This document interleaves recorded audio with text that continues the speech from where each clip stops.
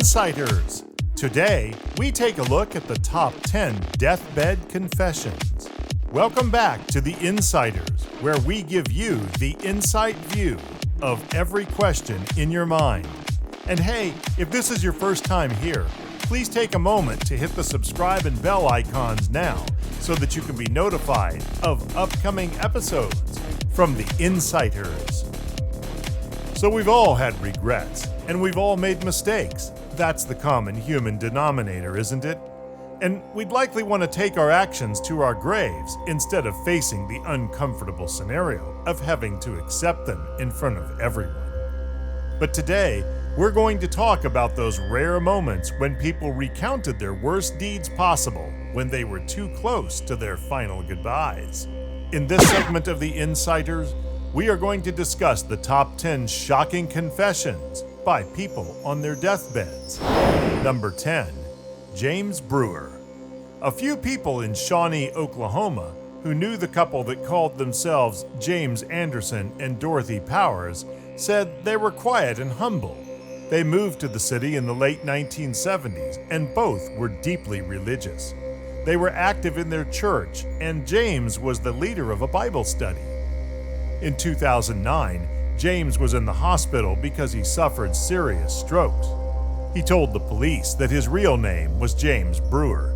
He had been on the run since 1977 after skipping bail for murdering his neighbor, 20-year-old Jimmy Carroll, in Hohenwald, Tennessee.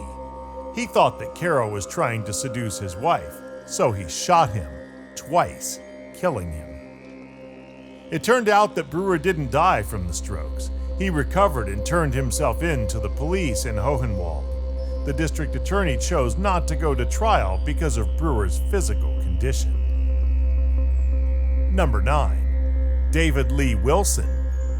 Our ninth entry dates back to September 10, 1994, when there was a gang-related shooting outside of a party in Tulsa, Oklahoma. Several people at the party were members of the gang the Crips. 19-year-old Karen Summers, a mother of a 4-month-old baby, was killed in the shooting. She was shot with a Lorson pistol, and the shooters fled in a maroon Ford Taurus.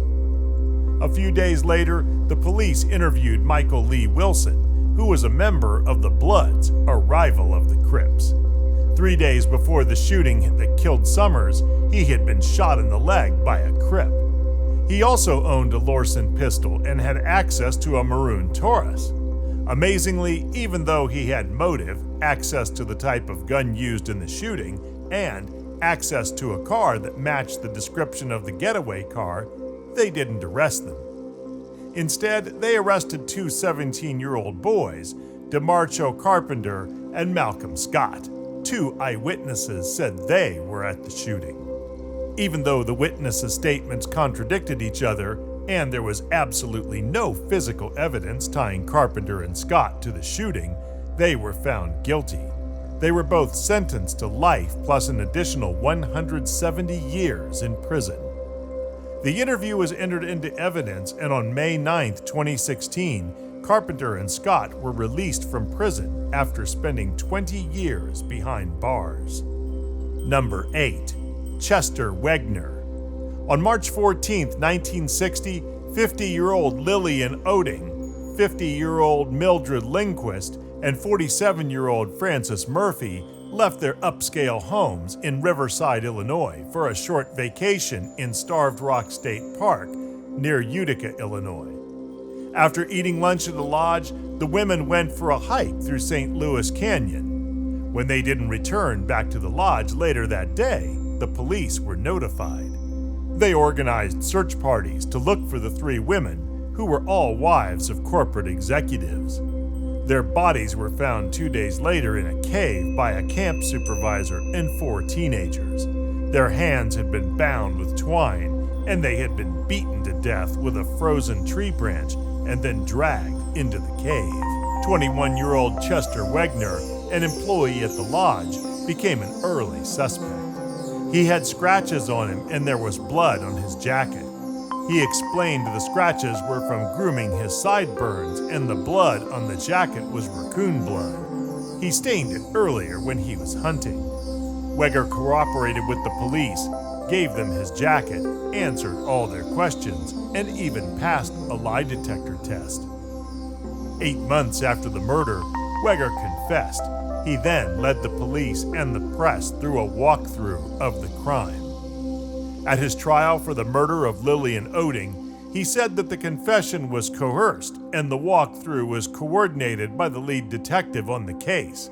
Nevertheless, he was found guilty and sentenced to life in prison. He did not go to trial for the murder of the other 2 women. Number 7. Hannah Quick. On February 7, 1980, a fire broke out at a 3-story townhouse in Brooklyn. The fire ended up killing 27-year-old Elizabeth Kinsey and her 5 children, who ranged in age from 9 years old to 9 months old. The fire marshal determined that, based on the burn patterns, an accelerant was used, even though no trace of an accelerant was found.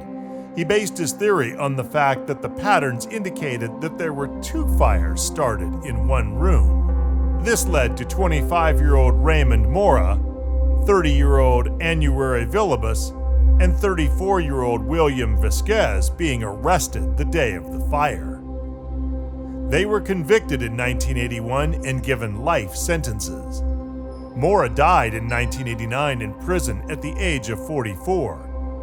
Villabus and Vasquez were paroled in 2012. In 2011, the New York District Attorney's Office set up the Conviction Review Unit, which looks at problematic convictions. In April 1995, they started to look into the arson, and after 10 months of research, they concluded the men were innocent. First off, what experts know about house fires has changed since the early 1980s. Notably, they are now aware of a phenomenon called a flashover. It happens when a room gets so hot that fires sporadically start in the room. This makes it look like someone poured accelerant around the room and lit multiple fires. The second problem was Hannah Quick. Quick was a drug dealer, and the townhouse was called a shooting gallery, which is a place that rents out rooms so people can do drugs in them. Quick's family also said she was a chronic liar who abused drugs and alcohol. She died in 2014. A lawyer with the Conviction Review Unit got in contact with Quick's daughter, and she said that her mother confessed on her deathbed that she lied about seeing the men at the townhouse. Her mother said that they were completely innocent. All 3 men were exonerated in December 2015. For spending 32 years in prison, the city of New York agreed to pay Villabus and Vasquez $15 million each. Moore's family has also filed a suit, but it has yet to be settled.